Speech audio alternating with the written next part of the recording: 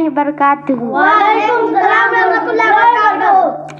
घर घर उजाला बा तोरे घर से, घर घर उजाला बा तोरे घर से, अंगना में आका तेरे नूर बार से, अंगना में आका तेरे नूर बार से, आका कयामत गरामी पे रात बा, आका कयामत गरामी पे रात बा, धूप से सारा बदन हजरत बा, धूप से सारा बदन हजरत बा, चादर न हटे कमूरा सर से, चादर न हटे कमूरा सर से, अंगना में आका तेरे नूर बार